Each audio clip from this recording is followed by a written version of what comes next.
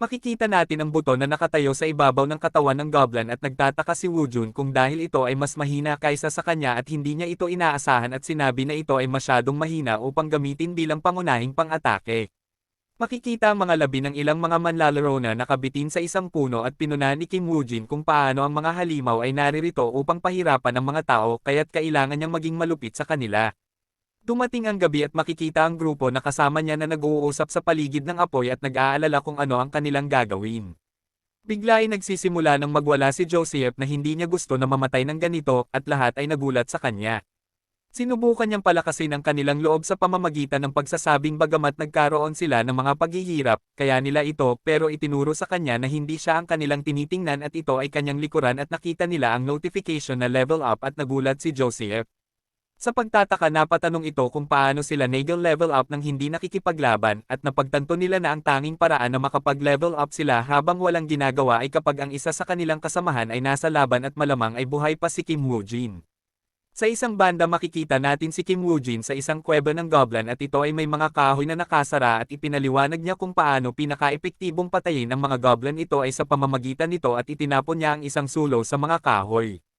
Makikita natin ang mga kahoy na sinunog at nagsisimulang mahilo ang mga goblin sa loob dahil sa usok. May ilan sa kanila na sumusubok na tumakbo patungo sa labas para makatakas ngunit na-block sila ng naglalakihang apoy. Tumutok si Kim Woo-jin habang sila'y nagmamadali na magtangkang makatakas at sumisigaw. Umingiti si Kim Woo-jin habang siya'y nanunood at unti-unting nawawala ang sigaw habang lumalakas ang apoy. Nakikita natin ang mga nangyari pagkatapos at nagsalita siya tungkol sa pagtataka na makita ang mukha ng isang nilalang, ngunit hindi niya tinukoy kung sino at nagtataka kung may ibang pook na pinagtatagwan ang nilalang. Biglang gumalaw ang lupa at nakikita natin ang isang napakalaking goblin na lumalabas at sinabi ni Kim Woo-jin na ito ay isang ginhawa na ito'y lumabas dahil ito ang kanyang hinihintay at nagpapasalamat siya na ipinakita ng Goblin Champion ang kanyang sarili.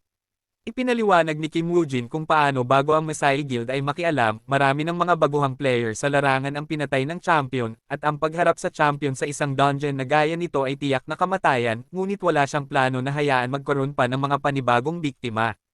Nakikita natin si Kim Woo-jin na kinakabahan habang ang buto ay kumukuha ng posisyon para sa pakikipaglaban at nagbabago ang ekspresyon ng buto. Sumandal si Kim Woo-jin sa isang puno at nanunood habang ang buto ay nagsisimula ng tumakbo patungo sa champion at ang buto ay mabilis na sumulpat sa ilalim ng mga paa nito at hiniwa ang sakong nito. Kinilala ni Woo-jin ang teknik na ito at isang beses sa nakaraan nang sila'y nakalaban ng isang malalaking halimaw, ipinaliwanag ni Woo-jin sa lahat na kailangang atakihin ang mga paa nito at ipinakita ito sa kanila sa pamamagitan ng dalawang pag-atake.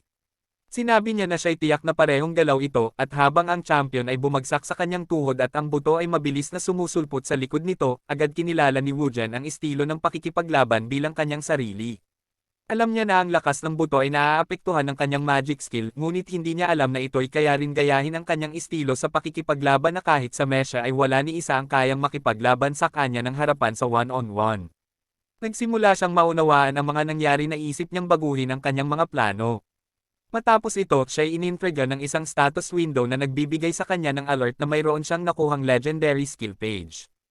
Siya'y malinaw na na-excite sa skill na kanyang natanggap. Pagkatapos nito, ito'y lumilipat sa labas ng dungeon at ang mga tao ay sumisigaw na natapos na ang dungeon. Lahat ay nagtakbuhan patungo sa gate at nakita ang mga player na lumalabas dito.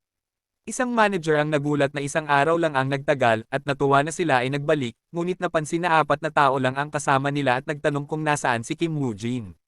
Ngunit hindi nakasagot ang mga ito, sa nangyari malamang ay naisip na patay na si Kim Woo-jin at nasabing gaya ng inaasahan. Ngunit biglang may sumigaw na may isa pang tao na lumalabas at nagulat ang lahat sa paglabas ni Kim Woo-jin, gayon din ang kanyang mga kasama habang si Joseph ay nagtataka kung paanong siya ay buhay pa at kung paano niya natapos ang dungeon at kung sino ba talaga si Kim Woo-jin.